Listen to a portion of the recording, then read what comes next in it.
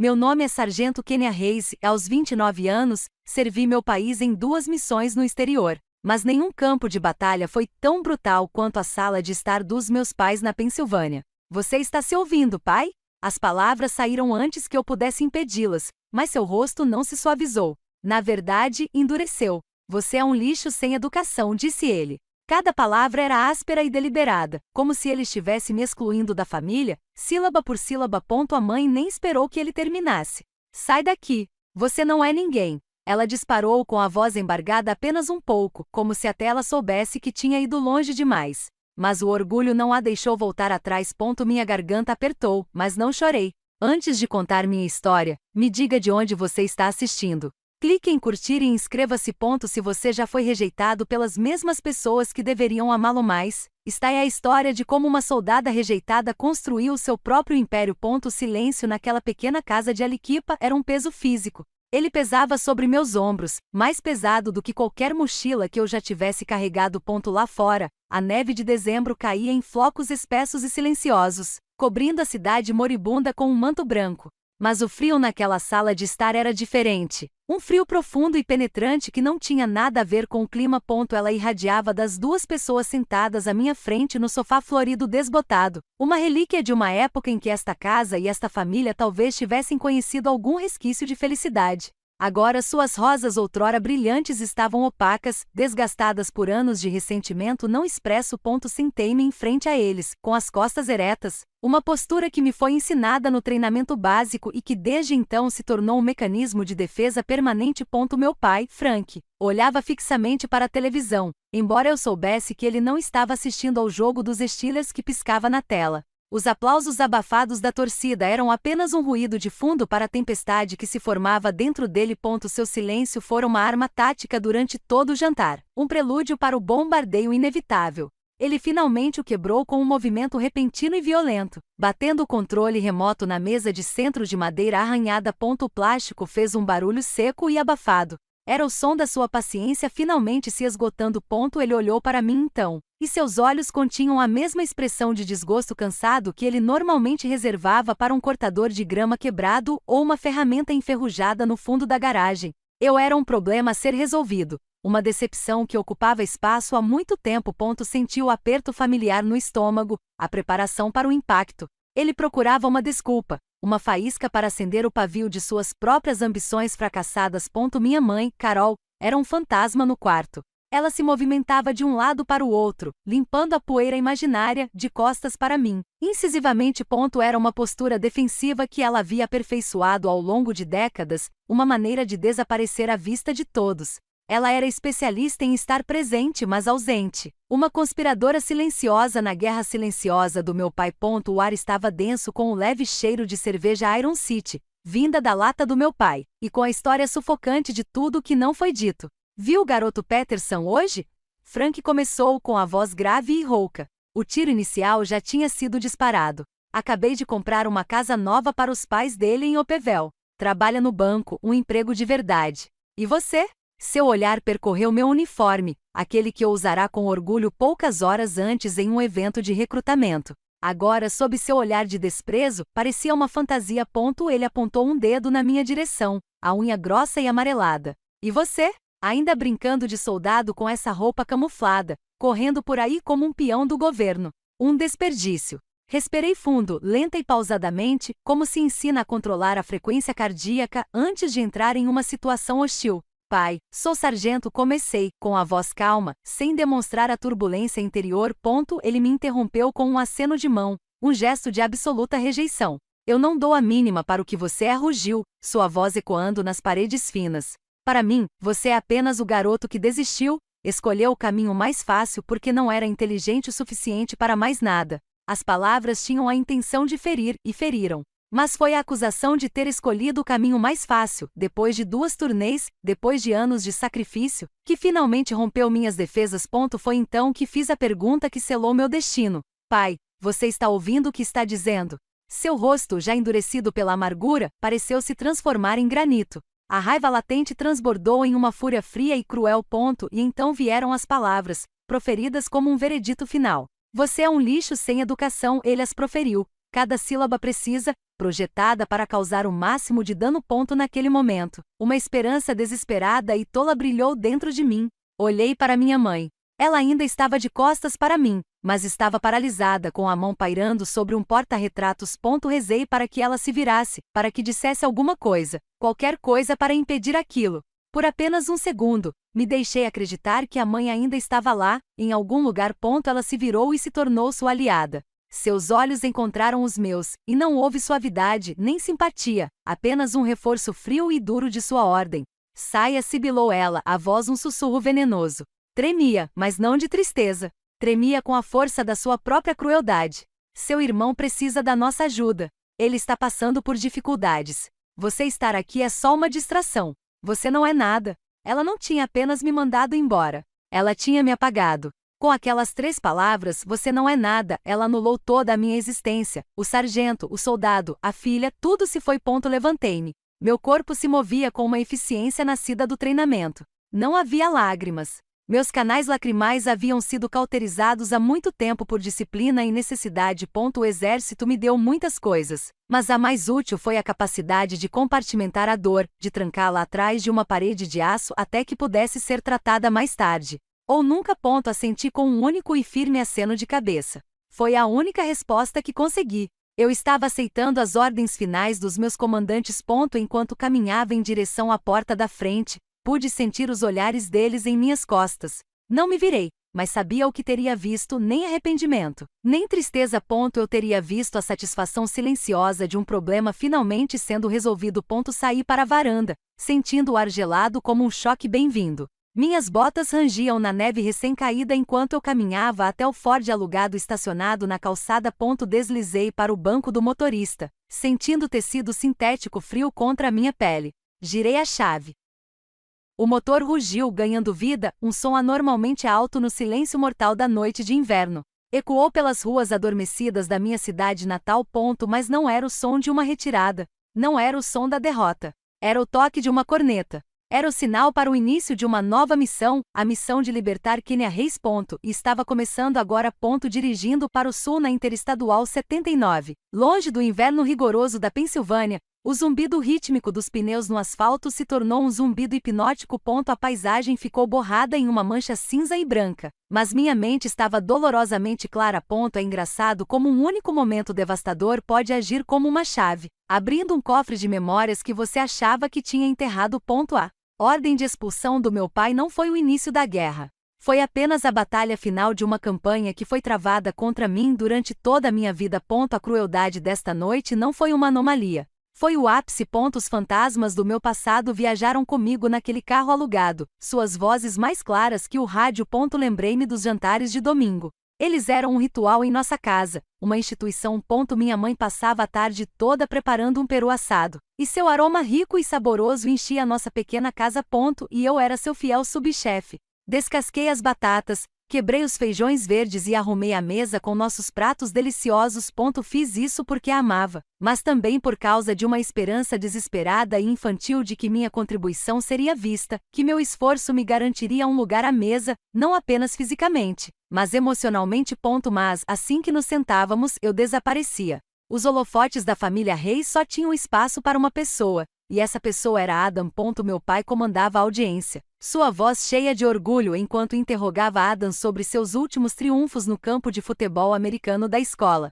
Quantos touchdowns, filho? Você viu a cara daquele quarterback quando você o derrubou? Ele perguntava sobre as namoradas de Adam, as líderes de torcida bonitas que estavam sempre de braço dado com ele. Adam, meu irmão mais velho, absorvia tudo, o menino de ouro em seu reino. Qualquer tentativa que eu fizesse de entrar na conversa era rapidamente rejeitada. Uma história sobre vencer a feira de ciências ou tirar nota máxima em uma prova de história era recebida com um aceno de mão desdenhoso do meu pai. Isso é coisa de livro, ele resmungava, já voltando a atenção para Adam. Preste atenção no seu irmão. É assim que um rei se sai bem neste mundo. Foi uma lição que aprendi cedo e dolorosamente. Na constelação da nossa família, Adão era o sol, e eu era apenas uma rocha orbital sem nome, útil apenas para refletir sua luz. Meu papel era ser a filha quieta, prestativa e invisível. A lembrança que mais doeu, a que ainda tinha o poder de fazer minha garganta apertar, foi do Natal em que completei 16 anos. Eu trabalhava depois da escola há meses em uma pizzaria local, e o cheiro de alho e fermento impregnava minhas roupas todas as noites. Economizei cada dólar, guardando-o cuidadosamente em uma velha caixa de sapatos embaixo da minha cama. Meu pai vinha falando há anos sobre um conjunto de vara de pescar e carretilha de alta qualidade que vira numa loja de artigos para atividades ao ar livre. Era o seu santo graal.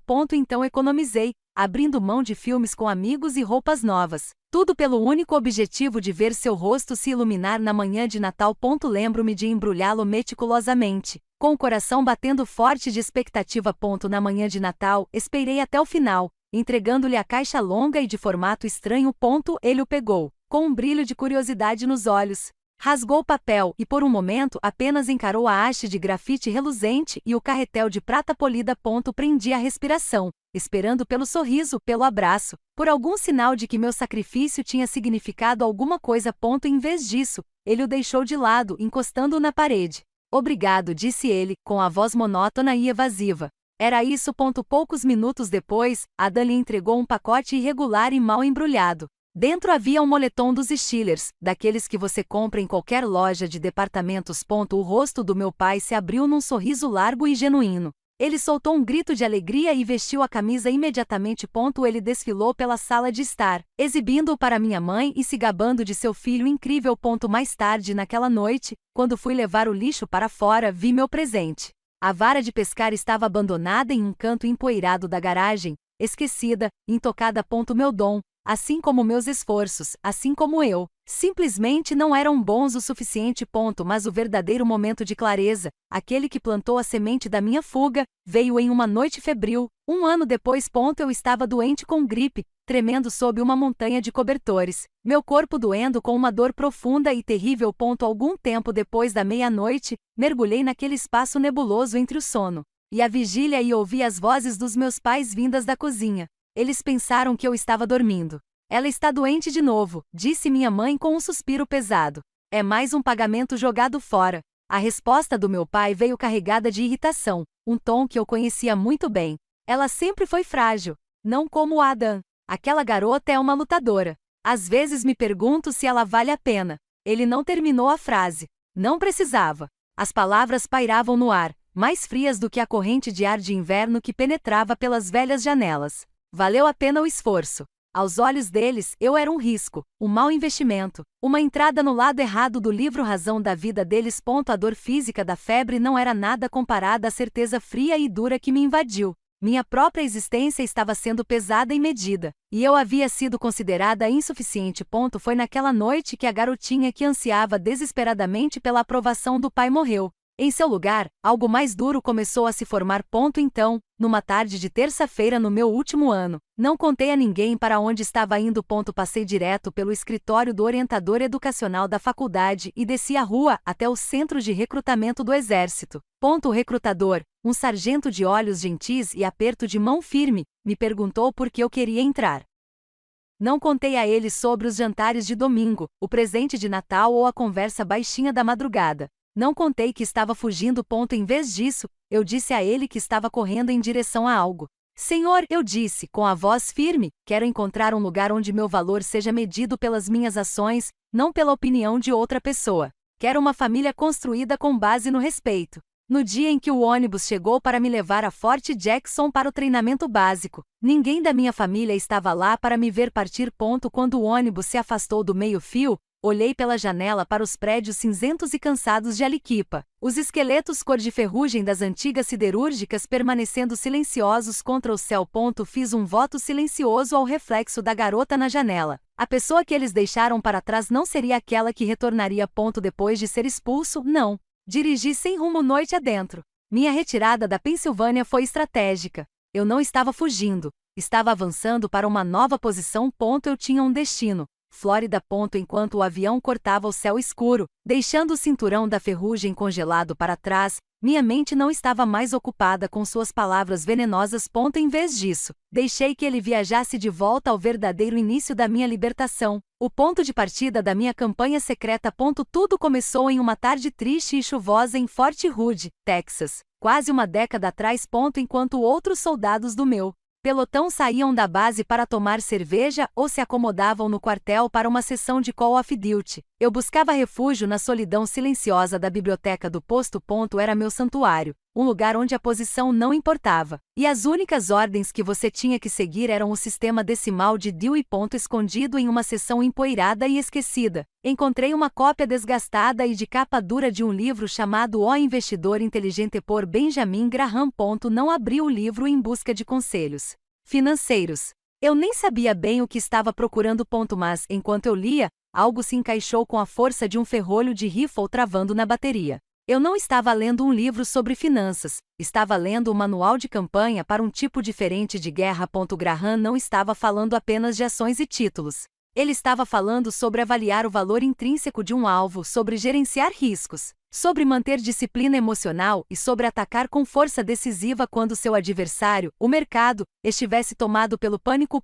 Pela primeira vez, uma percepção emocionante me ocorreu. O mundo das finanças era apenas mais um campo de batalha, e o exército dos Estados Unidos inadvertidamente me treinou para conquistá-lo.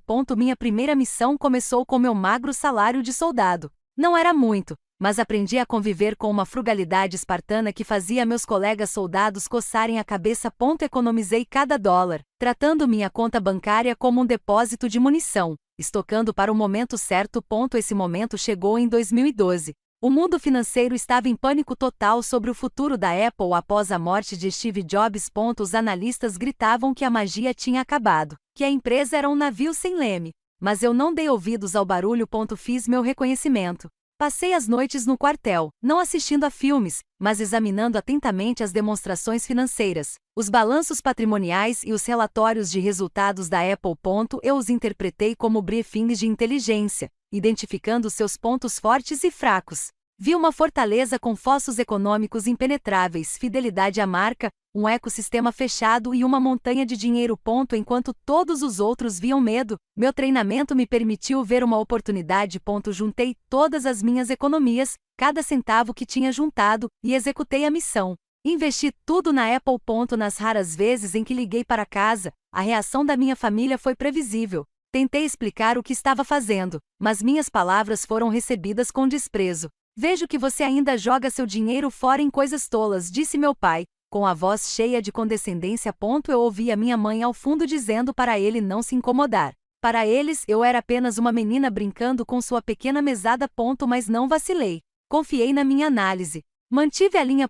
Foi o primeiro passo de uma longa e silenciosa guerra de independência. À medida que os lucros daquela primeira missão começaram a se acumular, não saquei dinheiro e comemorei. Reaproveitei meu capital. Diversifiquei minhas frentes. Meu próximo alvo era o mercado imobiliário. O país ainda se recuperava da crise financeira de 2008. E o mercado imobiliário era um cenário de carnificina. Estudei mapas de execuções hipotecárias da mesma forma que antes estudava mapas topográficos do Afeganistão. Apliquei o mesmo princípio básico. Você compra quando há sangue nas ruas.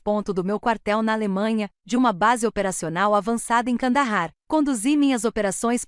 Cada transação era uma operação secreta, executada por meio de e-mails criptografados e chamadas telefônicas via satélite para um corretor imobiliário de confiança nos Estados Unidos. Comprei casas, retomadas em cidades em recuperação, propriedades que o medo havia tornado baratas. Ninguém na minha vida sabia. Para minha família, eu ainda era apenas a pobre Kênia, a menina que brincava de soldadinho, porque não tinha outras opções. Eles nunca poderiam imaginar que a filha que eles rejeitavam como lixo sem educação estava construindo um império silenciosamente e metodicamente bem debaixo de seus narizes. Não fiz isso para me exibir. Não fiz isso por vingança, não no começo. Fiz isso para construir uma fortaleza, um santuário tão forte e tão seguro, que nenhuma de suas palavras tóxicas jamais conseguiria penetrar suas paredes novamente. E agora, esta noite, eu estava dentro daquela fortaleza, na varanda de uma grande vila em Nápoles, Flórida, com vista para o Golfo do México. Suave e rítmico barulho das ondas na praia substituiu o som dos gritos do meu pai. O ar quente e salgado era muito diferente do frio sufocante daquela sala de estar na Pensilvânia. Peguei meu celular e abri meu aplicativo bancário, a tela brilhando no crepúsculo. O número ainda estava lá, um testemunho silencioso de uma década de disciplina, estratégia e solidão. $60 milhões. Não foi sorte. Não foi herança. Foram os despojos de uma guerra que ninguém sabia que eu estava travando. Esta casa não foi apenas algo que comprei. Foi minha medalha de honra, conquistada em uma campanha de silêncio. E se você já teve que lutar suas próprias batalhas silenciosas para provar seu valor, não para ninguém, mas para si mesmo, apoie esta história clicando no botão curtir e me conte sobre ela. Basta comentar com uma única palavra que descreva a primeira coisa que você comprou para si mesmo e que fez você se sentir verdadeiramente independente. Desse novo posto de comando, eu esperaria porque conhecia o inimigo. Eu conhecia suas táticas. E eu sabia que em breve eles lançariam sua primeira sonda de reconhecimento para descobrir o que havia acontecido com o bem que pensavam possuir. E desta vez eu estava pronto para eles. 3 semanas se passaram, 21 dias de silêncio absoluto e ininterrupto. Não liguei. Não mandei mensagem. Não enviei um único sinal que indicasse que ainda estava viva. Eu estava seguindo a última ordem deles à risca: saiam. Mas no exército, você aprende que o silêncio raramente é vazio. É uma ferramenta estratégica. Um vazio pode ser mais poderoso que uma presença. Minha ausência, exatamente o que eles exigiam, agora criava um vácuo em seu pequeno e rigidamente controlado mundo. Tornou-se um ponto de interrogação pairando no ar, uma variável desconhecida em sua equação previsível. E como eu havia previsto, eles não suportavam a incerteza. Meu silêncio de rádio era uma tática e estava forçando-os a agir. O primeiro sinal veio, como esperado, por um canal não oficial. Uma mensagem no Facebook da minha prima, Mia. Mia era fofoqueira da família, uma fofoqueira notória, mas geralmente inofensiva. Ela operava como a rede informal de inteligência do clã Reis. Uma noite, enquanto eu assistia ao pôr do sol da minha varanda, apareceu uma mensagem no meu celular. Oi, Kênia. Você está bem? A tia Carol e o tio Frank estão dizendo umas coisas estranhas. Estão dizendo às pessoas que você simplesmente desapareceu. Olhei para a mensagem e um sorriso lento e satisfeito se abriu no meu rosto. Coisas estranhas. Era o código. Era a admissão deles de que a narrativa havia escapado do seu controle. Pela primeira vez. Eles não estavam no controle da história. Esperei deliberadamente algumas horas antes de responder. Foi uma atitude pequena e calculada para controlar o ritmo daquela conversa. Quando finalmente digitei minha resposta, fui breve, amigável e irritantemente vaga. Estou ótima, Mia. Só curtindo o pôr do sol na Flórida. Essa pequena migalha de informação funcionava exatamente como uma granada de fumaça, criando confusão e forçando o inimigo a revelar suas posições.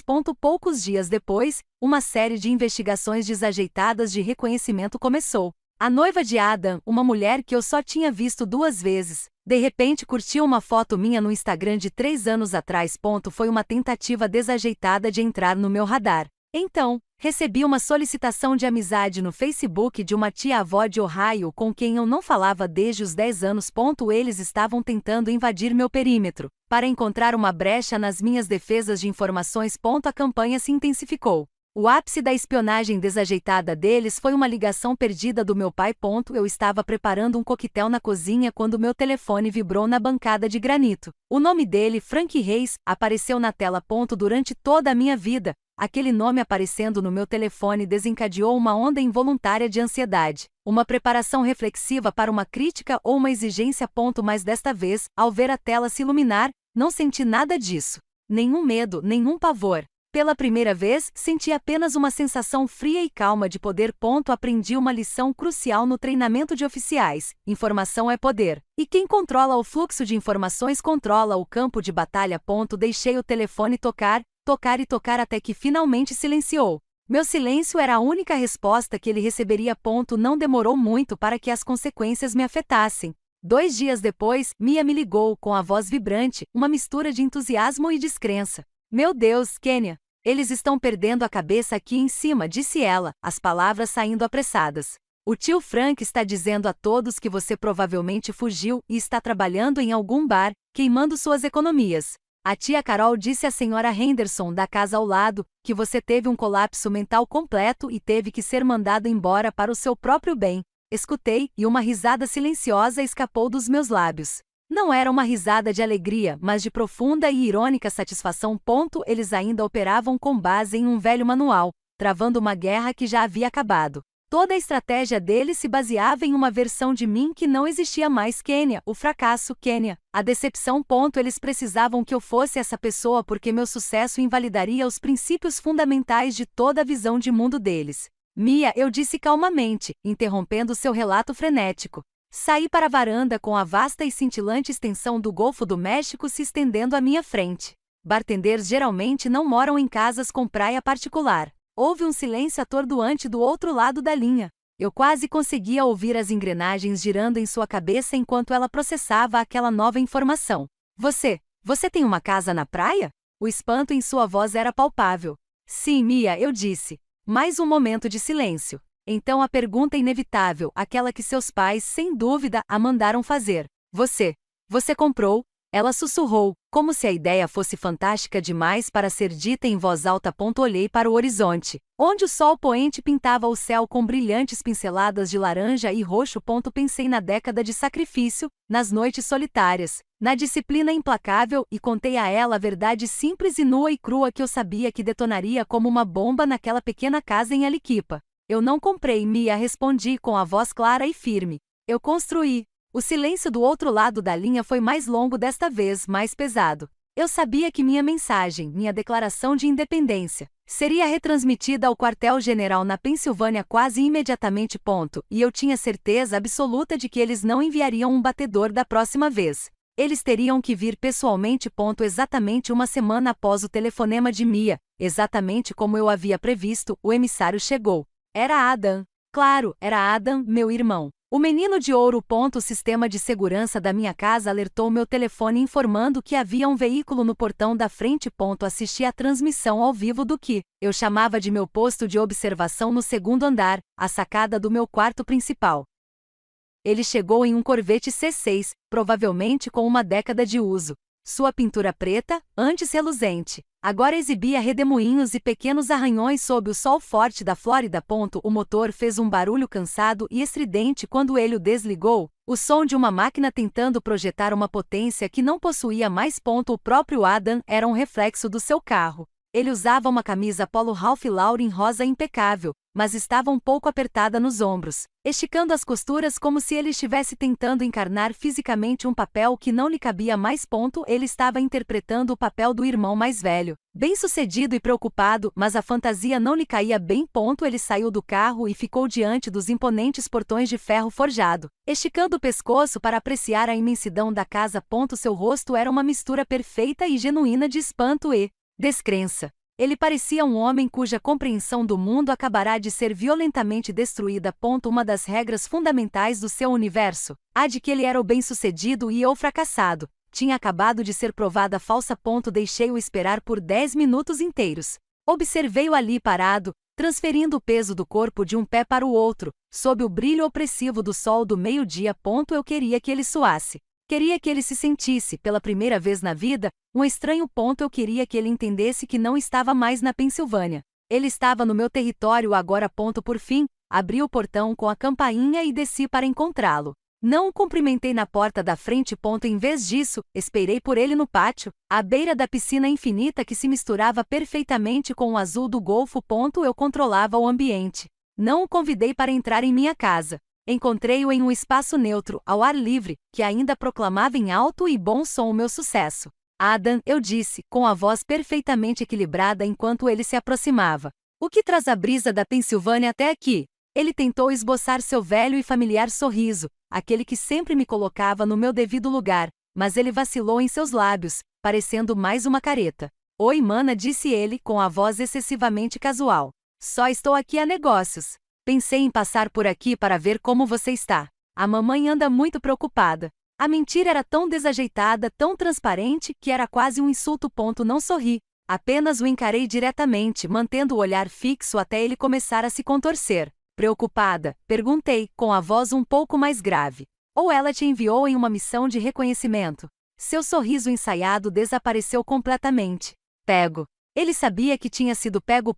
Ele quebrou o contato visual, seu olhar percorrendo o pátio, observando o paisagismo bem cuidado, a cozinha ao ar livre, o puro e despretensioso luxo de tudo isso. Eu podia ver as engrenagens girando em sua cabeça, o cálculo mental do quanto tudo isso devia ter custado. Sua postura, antes tão confiante, pareceu encolher. Tudo bem, admitiu ele finalmente, com um tom de frustração petulante transparecendo em sua voz. Eles não acreditam.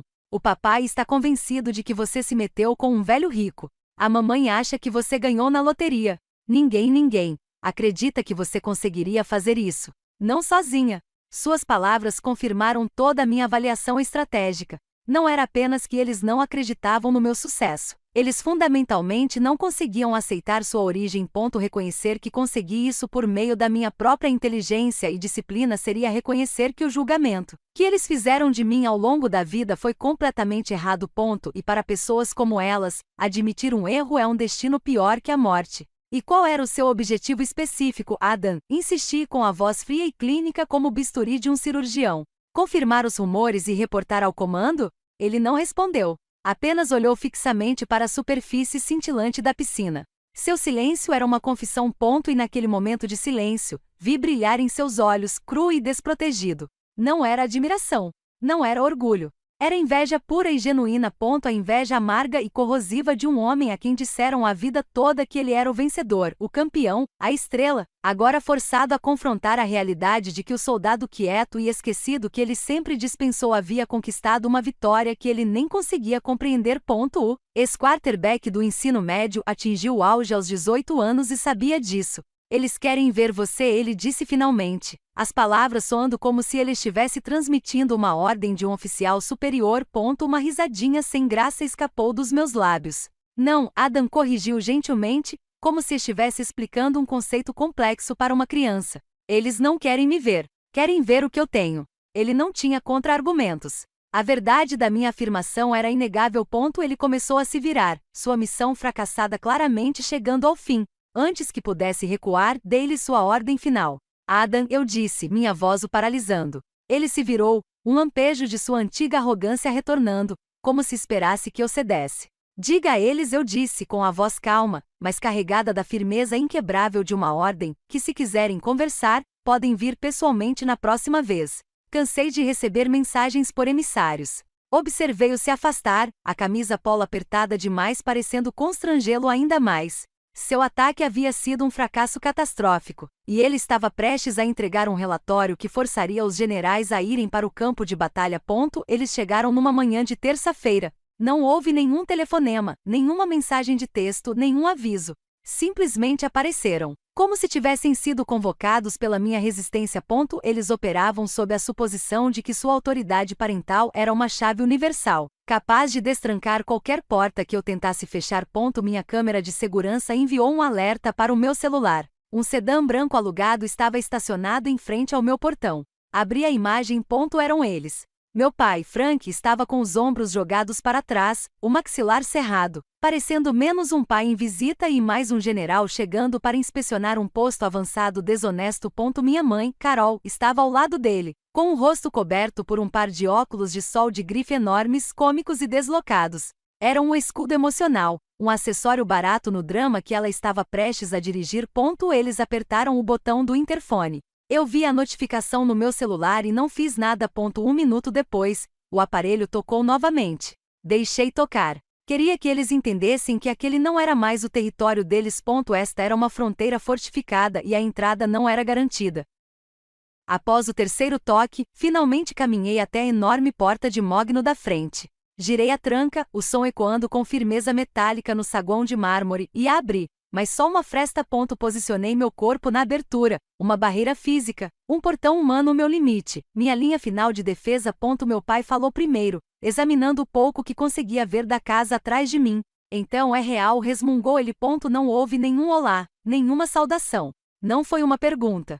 Foi uma confirmação fria e inexpressiva de um fato, as primeiras palavras que ele me disse em meses. Minha mãe empurrou os óculos de sol para cima da cabeça, seus olhos, duros e calculistas, disparando por mim em direção ao saguão. Adam não estava mentindo. Você realmente está vivendo em um lugar como este. Havia uma amargura crua e evidente em sua voz, o som de uma vida inteira de inveja chegando ao ápice. Eles não estavam olhando para mim, a filha que haviam jogado fora. Estavam olhando para os despojos de uma vitória que não conseguiam compreender. Então minha mãe executou uma tática clássica de guerra psicológica. Ela empurrou um recipiente plástico de Tupperware para a frente. Estava cheio de biscoitos de chocolate caseiros. Aqueles que ela costumava fazer para Adam depois dos jogos de futebol. Era uma oferta de paz patética e transparente, um cavalo de Troia feito de farinha e açúcar. Eu fiz isso para você, ela disse, com a voz cheia de falso calor maternal. Olhei para o recipiente e depois para o rosto dela. A máscara de mãe amorosa estava caindo, revelando a estrategista fria por baixo. Eu não como doces, menti, com a voz desprovida de qualquer emoção. Não fiz menção de pegar o recipiente. A tênue camada de paciência do meu pai evaporou. Ele deu um passo agressivo à frente, tentando usar sua presença física para me intimidar, uma tática que funcionou por 29 anos. De onde você tirou o dinheiro para tudo isso? Ele perguntou, com o tom de voz de um promotor encurralando uma testemunha mentirosa no banco das testemunhas. Este era o momento, a abertura para o meu contra-ataque. Não levantei a voz. Não precisava. Retribuí seu olhar com uma calma gélida, não desperdiçando minha vida tentando provar meu valor para pessoas que nunca acreditariam em mim de qualquer maneira. As palavras o atingiram como um golpe físico. Ele recuou, seu rosto uma máscara de descrença atordoada. Ficou sem palavras. Mas minha mãe, sempre pragmática, viu sua oportunidade e foi direto ao objetivo principal da missão. Ela deu um passo à frente. Colocou a mão no braço do meu pai e voltou toda a força de sua falsa sinceridade para mim. Escute, Kênia, ela começou com uma voz enjoativamente doce. Somos uma família e o negócio do Adam está passando por momentos difíceis. Você poderia ajudá-lo. Sabe, investir no seu irmão.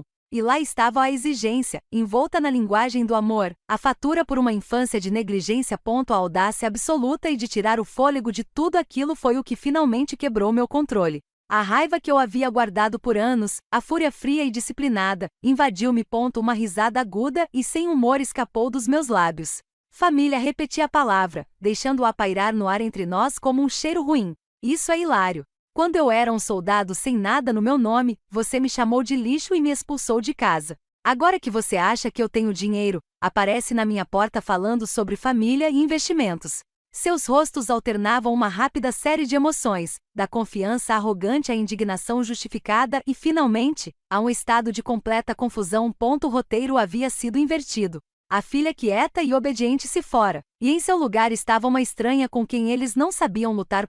Eles eram soldados treinados para a guerra de trincheiras que de repente se viram em um combate aéreo. Antes que eles pudessem se reagrupar e lançar outro ataque. Eu sabia que tinha que encerrar esse confronto nos meus próprios termos. Se você já teve que ser a pessoa que finalmente disse não e traçou um limite com a família, clique em curtir toda vez que você desejou ter tido forças para fazer isso antes e comente com a palavra limite. Se você acredita que proteger sua paz não é um crime. Olhei do rosto atordoado do meu pai para a compostura decadente da minha mãe. Dei-lhes a ordem final. Esta visita acabou. E então bati a porta na cara deles. O som da madeira pesada batendo na moldura foi um trovão. Não era apenas o som de uma porta se fechando. Era o som de uma fronteira sendo fechada, de um muro sendo erguido. Era o som de uma fronteira finalmente sendo forjada em aço.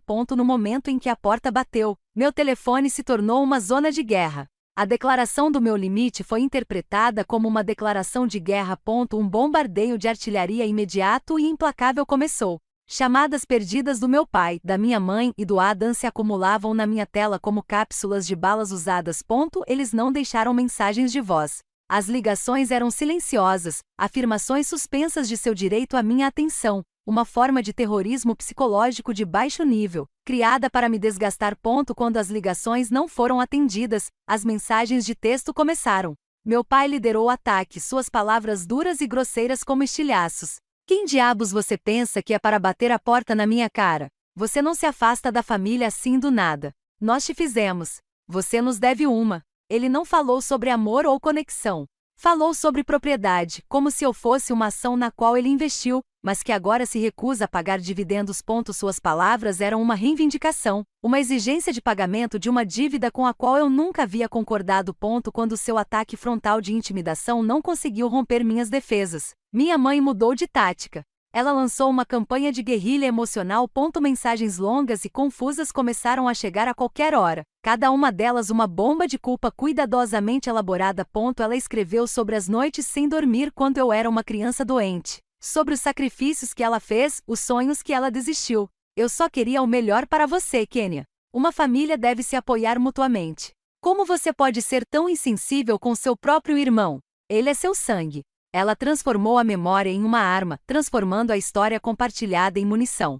Ela estava tentando desencadear os antigos reflexos de culpa que me mantiveram na linha por 29 anos. Durante toda a minha vida, aquela marca específica de munição sempre encontrou seu alvo. Mas o soldado em quem ela atirava não existia mais.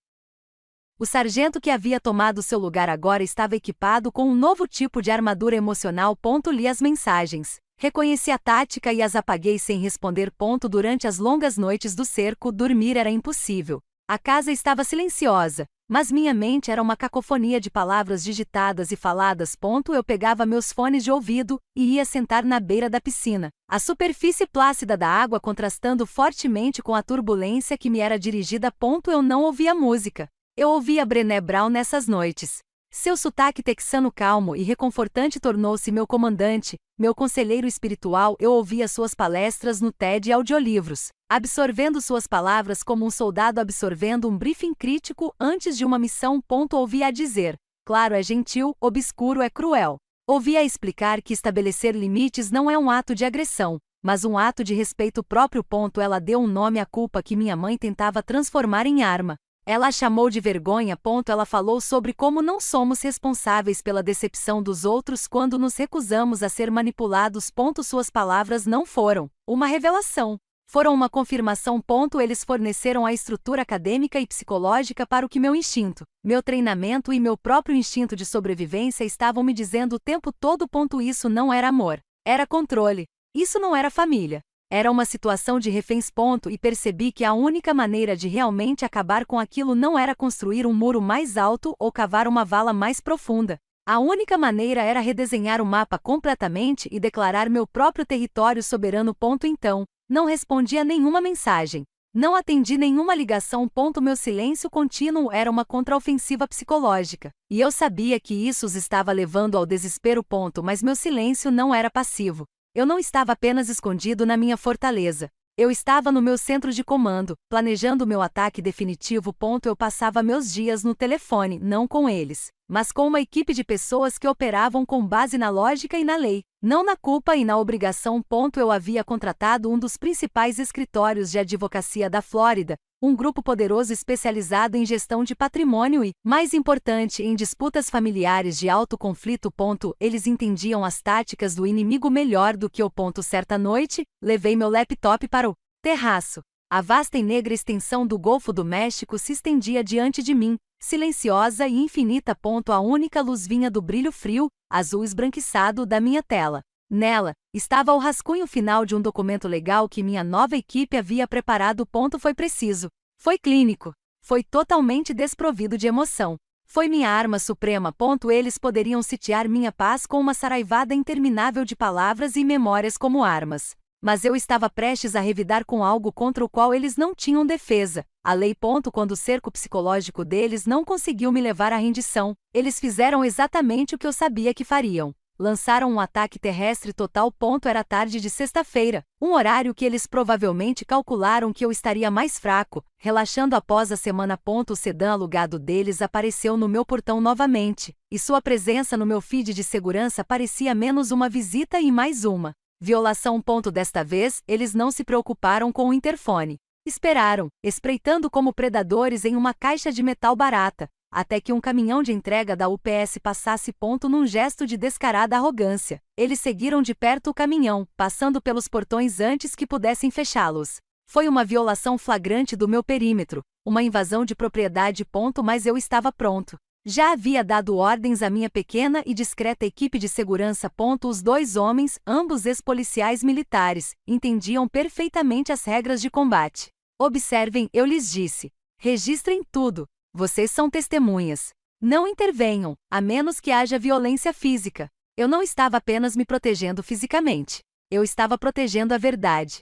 Eu queria um registro objetivo e terceirizado da agressão deles. O general Patton disse uma vez: nunca deixe o inimigo escolher o campo de batalha. Eu os deixei vir até mim, mas esse confronto final aconteceria no campo que eu havia escolhido. O terraço, meu posto de comando. Oferecia uma vista panorâmica do Golfo, uma vasta e calma extensão de azul que me lembrava do mundo que eu havia construído. Um mundo muito distante dos limites sufocantes de sua amargura. Esperei por eles ali, sentado em uma poltrona confortável, com o sol poente projetando longas sombras sobre os ladrilhos de travertino. Um copo alto de chá gelado suando no ar úmido e estava na mesa ao meu lado. Do meu ponto de vista, eu os vi emergir da porta da escada. A subida claramente havia cobrado seu preço. Eles ficaram ali por um momento, ofegantes e corados, parecendo completamente deslocados. Seu ressentimento latente do Rust Belt colidindo com o luxo sereno e ensolarado do terraço. O rosto do meu pai estava vermelho como uma beterraba, uma combinação perigosa de esforço e pura raiva. Minha mãe tentava projetar um ar de calma e autoridade, com seus óculos de sol enormes pendurados na cabeça como uma coroa bizarra. Mas o aperto firme que ela tinha na bolsa falsificada de grife revelava sua agitação. E Adam seguiu atrás deles como um ajudante de campo desonrado, com os olhos fixos no chão, evitando meu olhar completamente. Ele falhou em sua missão e agora estava ali para testemunhar as consequências. Eles esperavam me encontrar encurralado, intimidado e pronto para negociar. Em vez disso, me encontraram esperando calma e pacientemente, como se eu já os estivesse esperando o tempo todo. Precisamos conversar, meu pai gritou, sua voz tentando retomar o tom de comando que sempre me silenciou antes. Ele avançou, posicionando-se na minha frente, tentando usar sua altura para se elevar sobre mim. Tomei um gole lento e deliberado do meu chá antes de responder, deixando os cubos de gelo tilintarem suavemente contra o copo. Deixei o silêncio pairar por um instante. Um pequeno ato de desafio que imediatamente mudou o equilíbrio de poder. Então, eu o interrompi, minha voz calma e totalmente desprovida do tremor que ele esperava.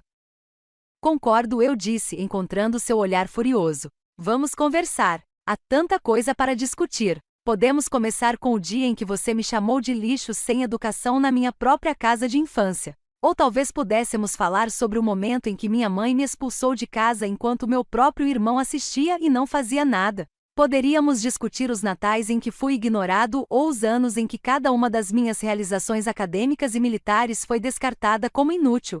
Inclinei-me um pouco para a frente.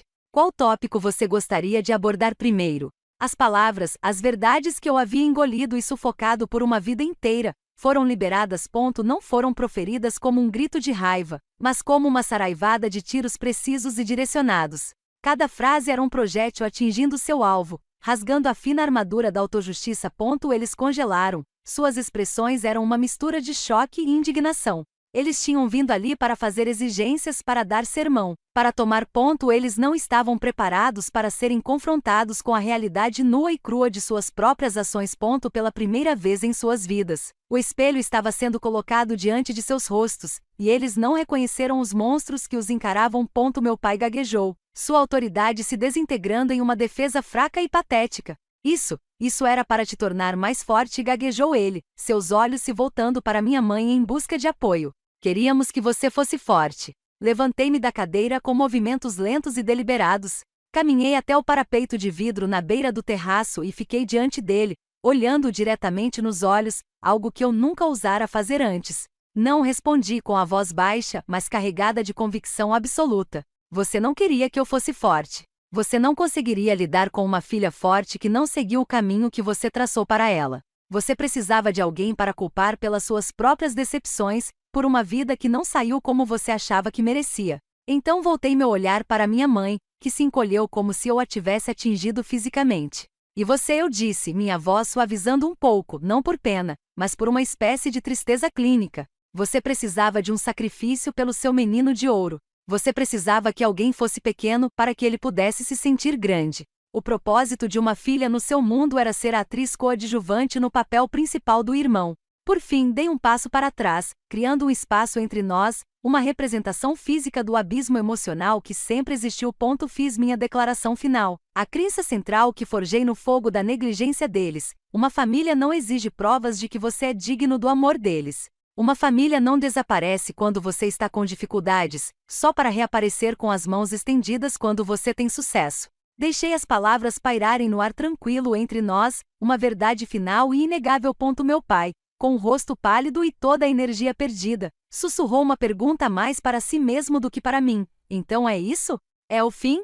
Não lhe dei a dignidade de uma resposta direta. Sua opinião, sua validação, sua presença na minha vida não importavam mais. Em vez disso, virei a cabeça ligeiramente em direção à porta onde meus dois seguranças, vestidos com camisas polo casuais e calças, estavam em silêncio, observando toda a conversa.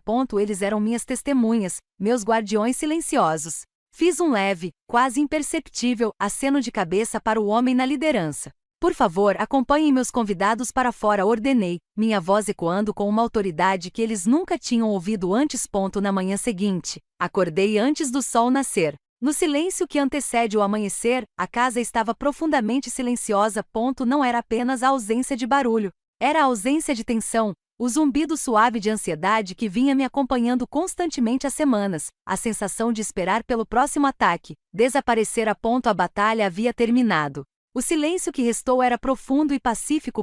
Caminhei pelos cômodos escuros e silenciosos da minha casa, com meus pés descalços frios no chão de pedra, e senti uma quietude se instalar em minha alma pela primeira vez em anos. Preparei uma cafeteira de café preto forte e levei minha caneca para meu escritório em casa. O quarto estava escuro, exceto pelo brilho suave do monitor que eu havia deixado ligado. Sobre minha grande mesa de carvalho, um documento grosso encadernado em couro aguardava. Fora entregue por um assistente jurídico na noite anterior. Ao lado havia um único objeto, uma pesada caneta tinteiro preta com um clipe prateado. Foi um presente do meu primeiro comandante quando me formei na escola de oficiais. Ele me disse: a assinatura de um líder é o seu vínculo. Nunca assine nada em que você não acredita. Eu carregava aquela caneta comigo em todas as missões, assinava todas as ordens e relatórios de ação com ela. Agora ela cumpriria sua missão mais importante. O documento não era uma carta. Não havia espaço para emoção, acusações ou pedidos de compreensão. Era um instrumento legal, redigido pelos meus advogados com a precisão fria e irrefutável de uma ordem militar. A capa dizia: Declaração de separação familiar e cessação de todas as obrigações. Foi um instrumento da minha liberdade. Sentei-me e li uma última vez. Mesmo sabendo cada palavra de cor. Declarou em termos legais inequívocos que todas e quaisquer obrigações financeiras, hereditárias ou familiares implícitas entre mim, Kenya Reis e Frank, Carol e Adam Reis foram declaradas nulas e sem efeito. Com efeito a partir da data da assinatura. Também incluía uma petição para uma ordem de restrição, que uma vez protocolada, os proibiria legalmente de chegar a menos de 500 metros da minha residência ou local de trabalho. Não foi um ato de raiva. Foi um ato de autopreservação. Era eu construindo uma barreira legal para proteger a paz que eu tanto havia lutado para conquistar. Uma velha lembrança veio à tona. Uma conversa com o capelão do exército em uma tenda empoeirada no Afeganistão. Eu estava lutando com as complexidades morais da guerra, e ele me citou um versículo da Bíblia: Conhecereis a verdade, ele disse, sua voz uma âncora calma no caos, e a verdade vos libertará. Durante anos, pensei que ele estivesse falando de alguma grande verdade cósmica. Mas, sentado ali no silêncio do meu escritório, finalmente entendi. A verdade era simples e dolorosa, esse relacionamento era irrecuperável. E aceitar essa verdade era meu único caminho para a liberdade. Percebi que o perdão não era uma questão de reconciliação, era uma questão de libertação. Eu os estava perdoando por não serem a família que eu precisava, para que eu pudesse finalmente parar de esperar que eles se tornassem isso. Destampei a caneta. A ponta raspou suavemente o grosso papel de linho enquanto eu assinava meu nome na última página. Sargento Kenya Reis. A tinta era preta e definitiva. Uma linha limpa e nítida traçada entre meu passado e meu futuro. Precisamente às 8 horas, conforme planejado. Um serviço de entrega alfandegado recolheu 2 cópias do documento. O primeiro foi enviado via expresso noturno, para a pequena casa em Aliquipa. Uma entrega oficial que exigiria uma assinatura. O segundo foi enviado ao escritório de advocacia, que Adam havia contratado às pressas nos dias seguintes ao confronto no meu terraço. Eu havia previsto seus movimentos. Não deixei nenhum flanco exposto. Assim que os pacotes foram enviados, entrei nas configurações do meu celular e bloqueei os números. Depois, desativei todas as notificações das minhas redes sociais. Eu não precisava ver a reação deles. Não precisava ouvir a raiva deles ou seus apelos. O resultado já estava determinado. Eu havia ditado os termos do cessar-fogo, e eles não eram negociáveis. O resto da manhã passou num silêncio estranho e sereno. Dei uma longa caminhada na praia, deixando as ondas baterem nos meus pés. Sentindo a tensão de uma vida inteira se esvaindo lentamente do meu corpo. Foi uma mistura estranha de emoções, uma profunda sensação de alívio, uma exaustão profunda e exaustiva, e uma tristeza silenciosa e persistente pela família que nunca existiu. Pouco antes do meio-dia, uma única mensagem de texto conseguiu furar meu bloqueio digital. Era da Mia. Kênia, o que está acontecendo? A tia Carol acabou de ligar para minha mãe chorando histericamente. Ela disse que o tio Frank está gritando sem parar. Eles receberam uma carta de um advogado. Estão pirando completamente. Li o texto e esperei pela sensação que pensei que deveria ter. Uma onda de satisfação triunfante, uma sacudida de alegria vingativa. Mas nada disso aconteceu. Em vez disso, eu apenas sentia uma paz profunda, silenciosa e estranhamente vazia. O caos deles era uma tempestade rugindo em uma praia distante. Seu som era abafado e irrelevante. O pânico deles era simplesmente o som de um sistema antigo e quebrado entrando em colapso sob o peso de sua própria toxicidade. Eles não perderam uma guerra porque eu era mais forte ou mais inteligente. Eles perderam porque escolheram lutar com as armas erradas. Eles usaram vergonha, culpa e intimidação. Eu usei a verdade e a lei. Um ano se passou desde o cessar-fogo, um ano de silêncio profundo e ininterrupto. Não vendi a vila. O pensamento passou pela minha cabeça, mas percebi que ela havia se tornado mais do que apenas uma casa para mim. Era um símbolo, uma fortaleza de solidão que eu havia transformado em um farol de esperança. Não moro mais aqui sozinho. Os cômodos vastos e ecoantes agora estão cheios de energia, de ideias, dos sons de futuro sendo construídos. Esta casa se tornou a sede não oficial de uma fundação que criei, uma maneira de transmutar a dor do meu passado em um propósito para o meu futuro. Chamei-a de Bolsa de Resiliência Reis. Decidi que o nome da minha família não seria mais sinônimo da ferrugem e da amargura de uma cidade siderúrgica moribunda. Eu a redefiniria. Daquele dia em diante, o nome Reis significaria resiliência. A Bolsa fornece bolsas de estudo e capital inicial para veteranas, mulheres como eu, que possuem disciplina, determinação e talento, mas não têm o sistema de apoio familiar que muitas consideram garantido.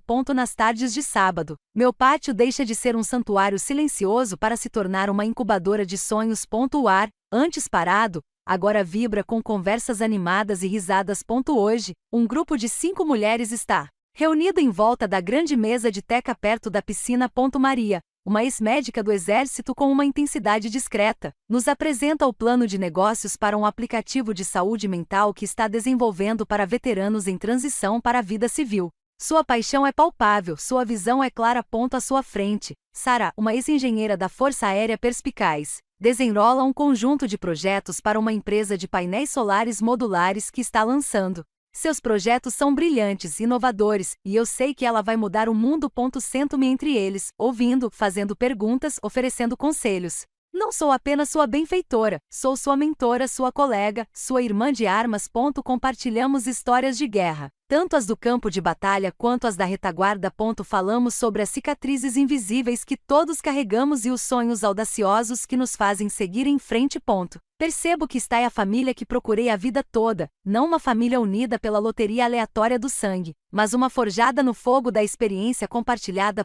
Uma família construída sobre uma base de respeito mútuo, apoio incondicional e um impulso coletivo para construir algo melhor, uma família escolhida.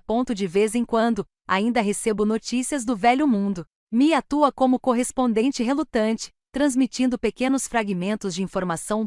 A concessionária de carros usados de Adam, aquela em que meus pais queriam que eu investisse, faliu há 6 meses. Aparentemente, seu charme e os troféus de futebol americano do ensino médio não foram suficientes para sustentar um negócio. Meus pais foram forçados a vender a casa em Aliquipa, aquela cheia de fantasmas, e se mudar para um pequeno apartamento de 2 quartos. Mia diz que eles nunca jamais mencionam meu nome. É como se a filha mais nova deles, a filha que virou sargento, aquela que eles expulsaram, simplesmente tivesse deixado de existir. Quando ouço isso, não sinto nada, nem tristeza nem satisfação, apenas um vazio silencioso e neutro. Eles não são mais personagens da minha história. São apenas um capítulo de um livro que terminei de ler há muito tempo. O mundo deles, definido pela amargura e pela culpa, tornou-se cada vez menor, desmoronando sobre si mesmo. Meu mundo, aquele que construí do zero, cresce e fica mais vibrante a cada dia. Mais tarde naquela noite, depois que as últimas mulheres foram para casa com suas mentes fervilhando com novas possibilidades, fiz minha caminhada habitual pela praia. O dia está terminando e o sol, um orbe laranja intenso, afunda lentamente no horizonte, incendiando o céu e o mar com cores. A areia quente cede sob meus pés descalços. Não sou mais o soldado em alerta máximo, atento a ameaças. Não sou mais o investidor que calcula risco e recompensa. Neste momento, sou apenas Kênia, uma mulher em pé sobre um pedaço do mundo que ela criou para si, respirando o ar limpo e salgado de sua própria liberdade. Aquela ordem de expulsão há muito tempo. As palavras que pretendiam me destruir, me definir como inútil, não me destruíram. No final, eles me libertaram. Meus pais me ordenaram que saísse. E pela primeira e última vez, obedeci perfeitamente à ordem deles. Eu saí. Desapareci do pequeno e tóxico mundo deles. E ao fazer isso, renasci em um mundo muito maior, criado por mim mesmo. E aqui, no brilho silencioso de um amanhecer criado por mim mesmo, finalmente encontrei a paz. Missão cumprida. Obrigado por ouvir minha jornada. Minha missão de me libertar está completa. Mas eu sei que para muitos de vocês, suas próprias missões ainda estão em andamento. Cada dia é uma batalha para proteger sua paz e construir seu próprio amanhecer. Este canal é mais do que apenas histórias. É um posto de comando para sobreviventes, uma comunidade para aqueles que caminharam pelo fogo e se recusaram a ser consumidos. Se minha jornada lhe deu força, curta este vídeo para mostrar seu apoio a todos nós. Inscreva-se para participar da nossa comunidade crescente e compartilhe um pouco da sua história de resiliência nos comentários abaixo. Você não está sozinho.